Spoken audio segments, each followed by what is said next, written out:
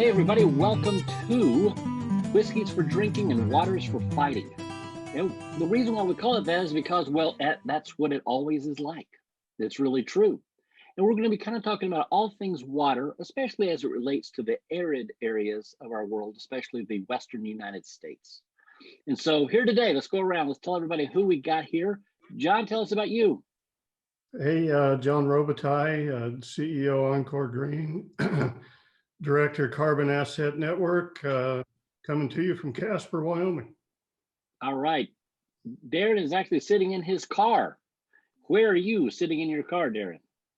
I'm sitting in West Laramie, Jeff. And hi, this is Darren Smith, Chief Technology Officer for Encore Green, and also help with ESG performance suggestions for our clients. Very good. Marvin, tell us where are you sitting right now? I am in Cheyenne, Wyoming, a little north of town there at the residence office. And I'm Marvin Nash, and they tell me I'm a senior advisor. Have no idea what that means. But anyway, that's who I am, and that's where I am. All right. We also have with us a little further north is Neal Fehringer. Neal, tell us a little bit about what you do. Well, I am a certified professional agronomist. I am the director of agronomy for Encore Green from Carbon Asset Network.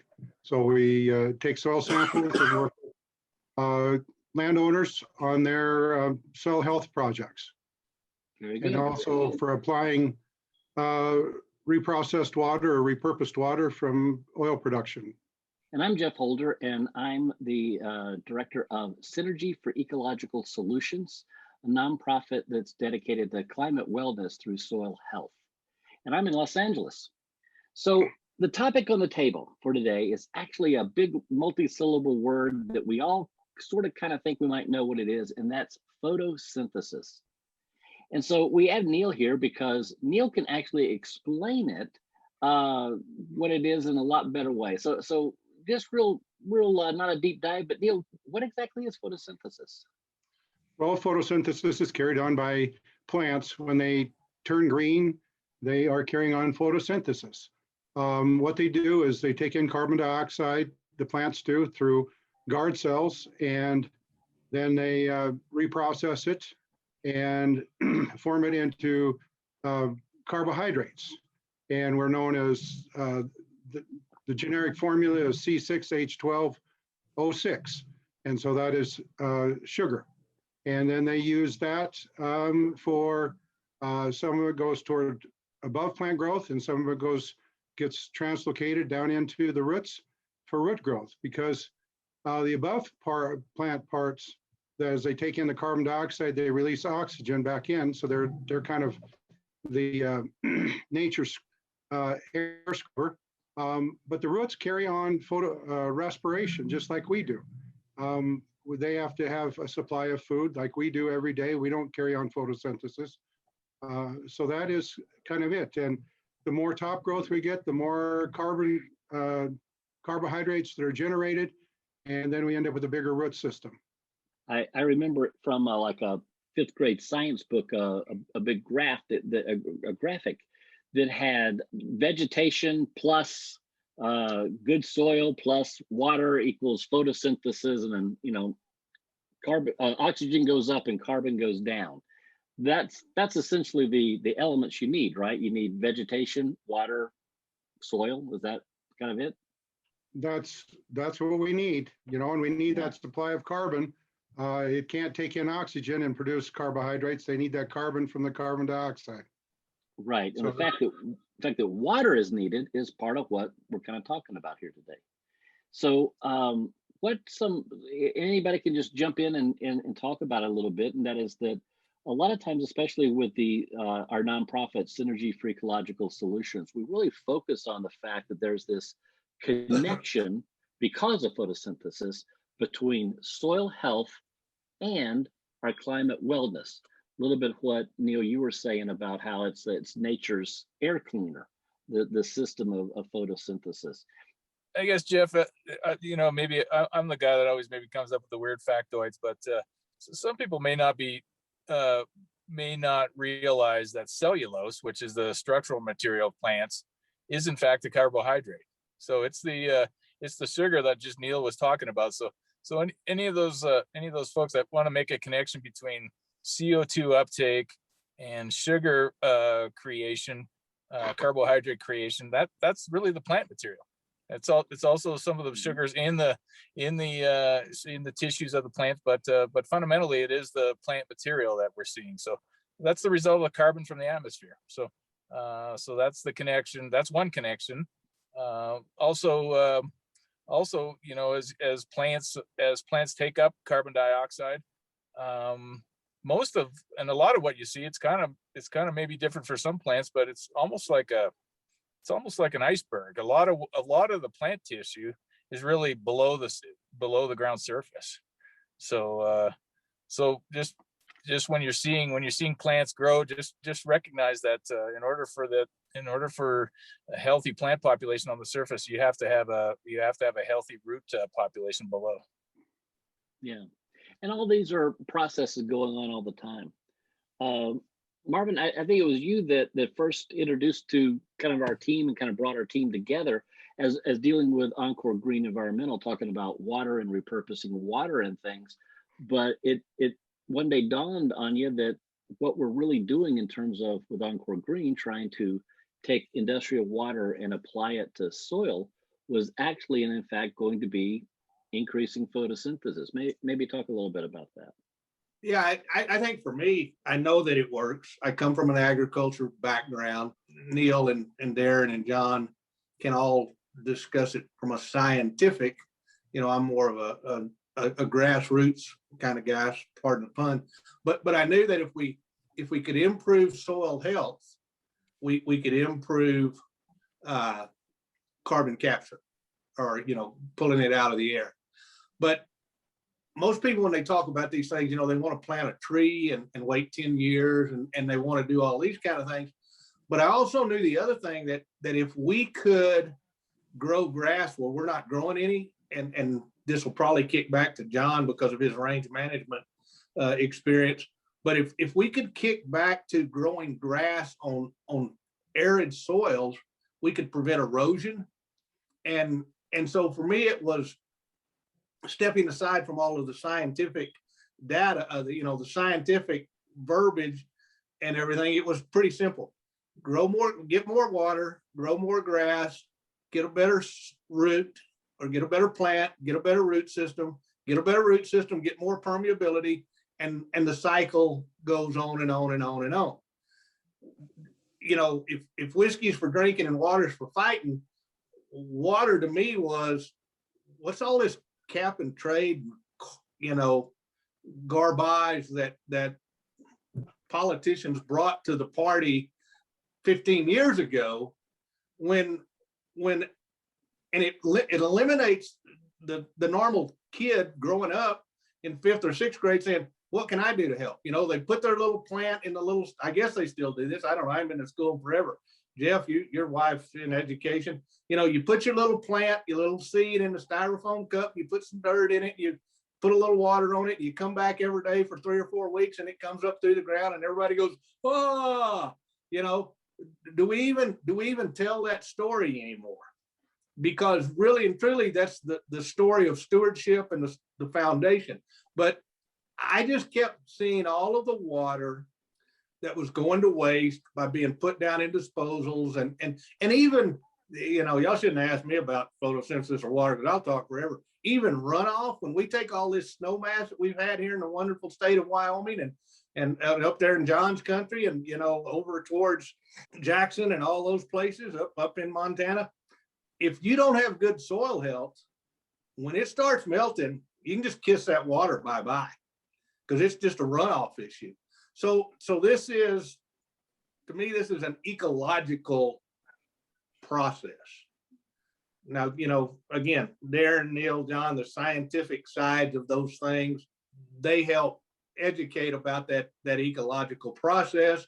You know, Jeff, from the communications, you know, over the last 2 years, you've been communicating to probably the you know, I love the song from Lizzie and the Rain Man, Step Back Non-Believer. You know, you've been educating the non-believer how everybody can really be engaged by helping our agriculture world through ecological solutions. So it is a connectivity, but I think it's time, me personally, it's time to stand and fight for the simplicity of what we could be doing to help our soil health.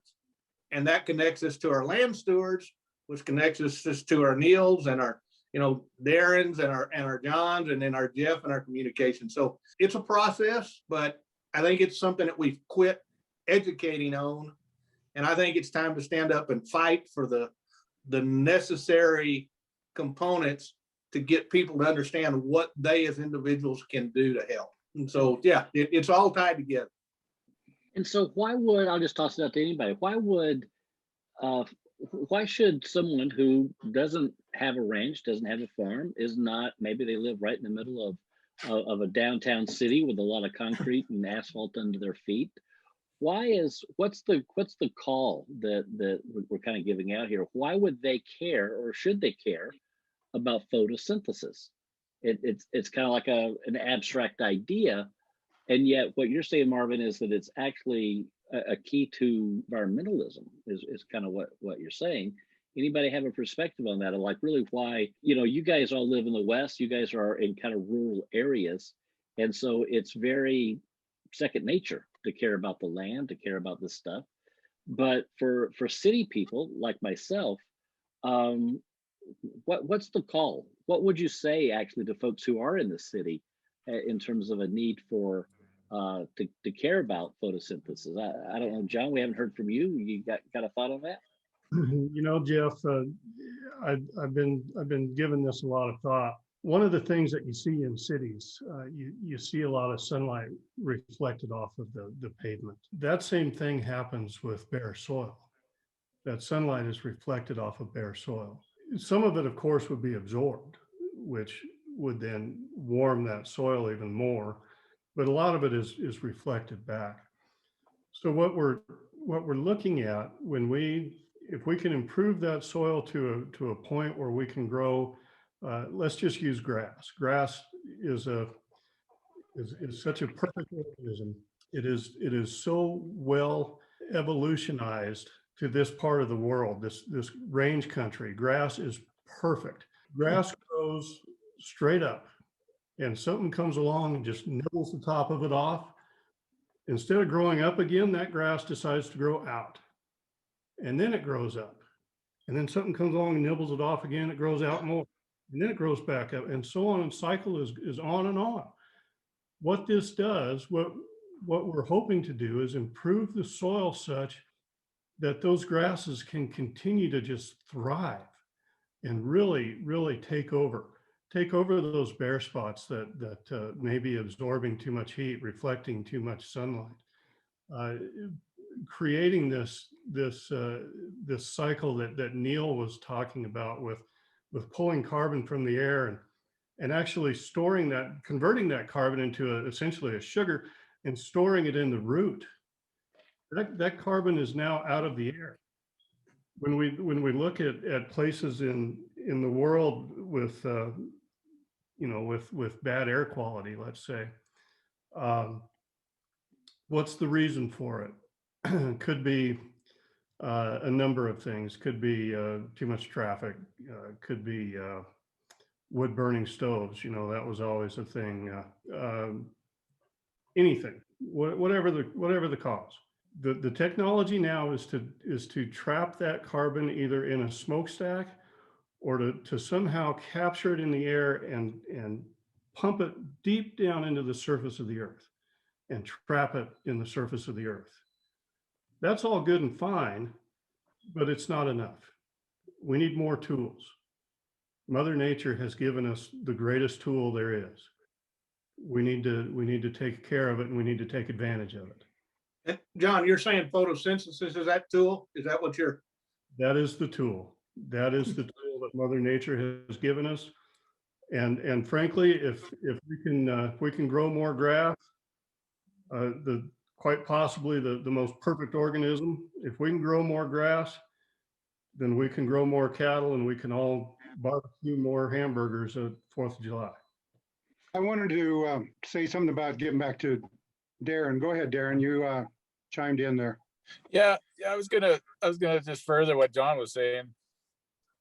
It's very true, and in fact, just recently, you'll remember, guys, that we kind of ran some numbers on the potential for rangeland in Wyoming as just an example to store carbon, and so there's lots of studies that go on that aim to kind of quantify the potential of soils for carbon storage, and I probably don't have the number exactly right, but the rangeland in Wyoming, for instance, has the potential to store somewhere north of I think it was 50 million tons of carbon annually, and that's an annual number. And so when you look, living in the arid West, you look out at these rangeland, and people might get the impression of, my goodness, how can that possibly be? Because it's every time you look at it, it's sagebrush or it's dry grass or it's not very fertile looking, frankly. But what we do know, though, is that water is the limiting factor. You put water on that landscape, and it's incredible how fertile that soil is. And Marvin mentioned it earlier, the snow melt, we're about to see that. We see it every spring in the West. We get these spring snows. We just had one here in Laramie. We've had several in the last couple of weeks. That's increasing soil moisture. And as soon as that soil temperature warms up to the point where plants begin to grow, the landscape turns green. And that's the key. That's carbon storage. You can see it, and you can see it. And so the key is to keep the carbon stored, or to store more carbon. You add water. That's the limiting factor, because all the nutrients and all the soil microbes and everything that's needed for plant growth are already in place. So just to draw the connection, if the soil has all this carbon pulled in, what it means is that carbon is no longer up in the air. And that's kind of the takeaway, is that this is the methodology, the natural organic methodology by which to pull carbon out of the air, clean up the environment. But you're saying that one of the limiting factors is, of course, water in the arid West. Neal, are there other factors that would limit photosynthesis, or is the fact that we need water primarily for vegetation? We all need water, plants need water, but what is the main limitation on photosynthesis? Is it water? It would be water across the Great Plains. The more water, it stimulates the microbes in the soil that could release more nitrogen back to the plant. So it goes hand in hand. I'll find in years that we have, we'll maybe fertilize winter wheat for 50 bushel. And we know when we want a certain level of protein, but then we get above average precipitation, and that plant maybe yields 70 bushel and still has the protein. Well, that nitrogen had to come from someplace. And so the plants just work much more efficiently when we have good soil moisture. It increases rooting depth. I mean, I wanted to kind of tie something back to what Darren said, that, it's kind of like an iceberg, that there's a tremendous amount of rooting structure underneath. For instance, little pinto beans garden beans that you grow in your garden, they'll root down to 30 inches, and you don't have that much growth above the ground. Corn, there's more above ground than below the ground, but we know that it roots at least 3 feet, and winter wheat will go 6 feet. So there's that soil is a living organism.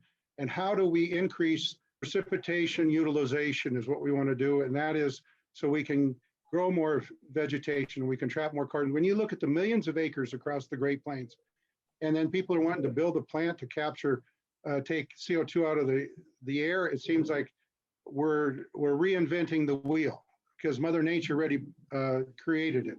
Then you're talking about water. Well, Encore Green began with the idea of repurposing water, that is oil production. And in 2019, I like to quantify things to give people a perspective, that there was 1.7 billion barrels, 42-gallon barrels of water produced from oil production.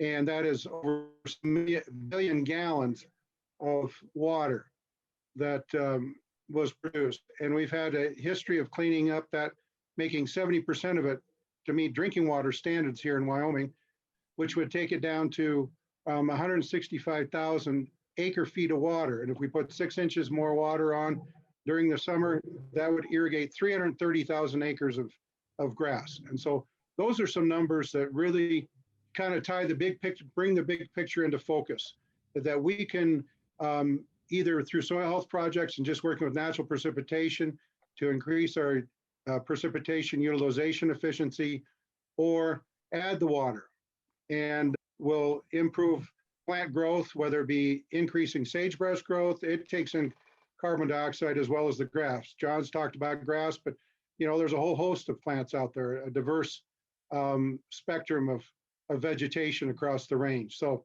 we've got the natural air scrubber going on right now. We just need to enhance it. Hey, Jeff, I want to throw something out there because you're in California, and Neal and Darren, and they quantify with acreages and acre feet and acre inches. So Jeff's driving his Ferrari and he's headed down to 15, and he spends 45 minutes trapped in traffic because he can't get anywhere. And that motor's letting out emissions. But 20 miles from where Jeff's at, we've got wildfires and forest fires, and we have acres of acres of acres of nothing but acres. How do we tie all of this into the environmental conversations of people saying, well, you can't do this and you can't do that, and we're just slowly self-destructing our environment, trying to be environmentally correct. And how do we have that conversation? I mean, Jeff, what are the, church hadn't been a real big option because everybody's had COVID and it's all been, over the screen and everything else. But when you're sitting there with the church guys, or you're sitting there having the coffee, how do you deliver that message to say, wait a minute, folks, if we just really simplified and went back to, I like Neal's definition of the scrubber, for photosynthesis, how do we get that message across? How do we get what Darren knows to be scientifically provable and what John knows? How do we get people to understand that? And I'm almost ready to pick a fight over it, because we have the waters. California's got huge amounts of waters that are, just basically disposed and sent in the ground, but they have all this acreage. What's the mechanism that changes that from whiskeys for drinking and waters for fighting to taking action? Well, first, I just want to clarify that I do have a Ferrari, but it's spelled Mazda. That's the brand, that's the model Ferrari that I have. But it still gets stuck on the 15, right? Well, yeah, the 405 is a parking lot from 3 o'clock to 6 o'clock every day. I don't think we've got a motivation problem. I mean, a lot of people have been hearing for absolutely decades, some as long as they've been alive, that our air quality needs help, right? And some people take that as going, well, yep, we got too many cars on the road and this kind of thing and that, and they'll take it in a minor way. And some people will take it all the way to the extreme of the polar bears are going to die. And, everybody has a different view of it, but most everybody agrees that our air can be better improved. So I don't think it's a motivation. I think it's an education, is that there's a lot of people who are not tied to the land in a direct way. Everybody's tied to the land, but nobody realizes it, right? So I think it's an education. We have to re-educate people, because along with the decades of, hey, we've got to clean up our air, and we've got climate change, we've got all these climate problems. That's been point one. Point two has been the oil industry is to blame. And point three is only the government can change it. And so those are things that I think that we can address as part of just people in general, but it's really what our nonprofit's about, what Encore Green as the for-profit company dealing with water is about, is that one is this, whatever happens with big oil, if suddenly everybody has an electric car, we just know that's not going to happen tomorrow, and then that's going to create all sorts of other scarcities and problems and things like that. So I think the issue is not to focus on what we're all trying to do by 2030 or by 2040. I think we just need to focus on what are we going to do right now, today, to to help clean up our air. And the best way we can do that is actually use Mother Nature's way of doing it. And I think that, and to the third point there, if the government was going to solve it, the government would have by now. But there's a lot of political agendas going on with this whole thing. And I think people are hungry to hear is, can we just cut through the clutter? Can we just stop all the arguing? Can we just stop all the finger pointing, and let's just do something that will actually clean up our air? And that's why we started the nonprofit Synergy for Ecological Solutions, because what Synergy does is finds landowners through the Carbon Asset Network or land managers of some kind who have open land, whether that's a golf course or whether that's a ranch or a farm. And they say, hey, I want to do different practices to increase my photosynthesis, to increase it. And then the nonprofit finds people who are willing to donate, who want to say, hey, I want to make a tangible difference. And I'll do a little bit every month to just try to help for 12 months to help this soil project get increased photosynthesis. And it's the only direct solution out there. Otherwise, what we do is we get distracted. We get distracted with sound bites. We get distracted with who we're mad at. And there's no need for us to be mad at anybody. Let's just clean up the air. Let's everybody can make their proclamations about 2030 will be this, 2040 will be that. That's all great. That's great. Let's do something now today in 2021. Let's just do it now. And so I think that's the challenge for us, Marvin, is how do we communicate, how do we educate that what we just talked about, this idea of photosynthesis, is the real key to it. And it's just not, people might know what photosynthesis is, but it's in the abstract and you don't draw the connection. Wow, that was very well stated. You guys want to comment on his statements? I thought that was pretty good. I agree. It's probably a reach for a lot of people to understand that you can put water on the ground and pull carbon out of the air. I mean, I don't know. A lot of people don't make that connection. It is, right. It's not intuitive, but I think most people believe that a healthy, when you can see a healthy environment, you can also see an unhealthy environment. So keeping your environment looking healthy is the right thing. And most people equate a healthy environment with a green environment. And so I think deep down people understand it. They just don't maybe technically make the connection. So all hope's not lost, I think. That's right. Well, yeah. Any other thoughts before we close this up on photosynthesis, on kind of this connection between what goes on in the soil and what goes on in the air? Any further comments that anybody wants to throw out? Yeah, I do. This is Neal Fehringer again. And I didn't tell people where I'm in east of Billings, Montana, the Great White North. We can store more carbon, but when the photosynthesis creates a natural air conditioner. Darren was talking about reflections off the soil, or John was. There's a gentleman out of Australia, Walter Janney, that says if we can lower just get 4% more plant cover, we could bring our climate back into balance. I don't know if that is exactly true or not, but it makes sense that if you go from hot asphalt to onto a lawn and underneath a tree or some good green vegetation, the temperature's a lot cooler. It's all in the process there. So we do need to get more green growth, particularly during the summers, to cool our atmosphere. Well said. For anyone listening, if you want to find out more of how you could be a change agent, you can go to synergyforecologicalsolutions.org. If you're involved in byproduct water, industrial water of any nature, you can go to encoregreenenvironmental.com. Those are two helpful links for you. Every Friday, we'll have a brand new Whiskeys for Drinking and Waters for Fighting. We'll have that every Friday, a brand new one. Be sure to subscribe, tell your friends, and leave a review for us, especially if you're on Apple Podcasts, as that helps spread the word. Until next time.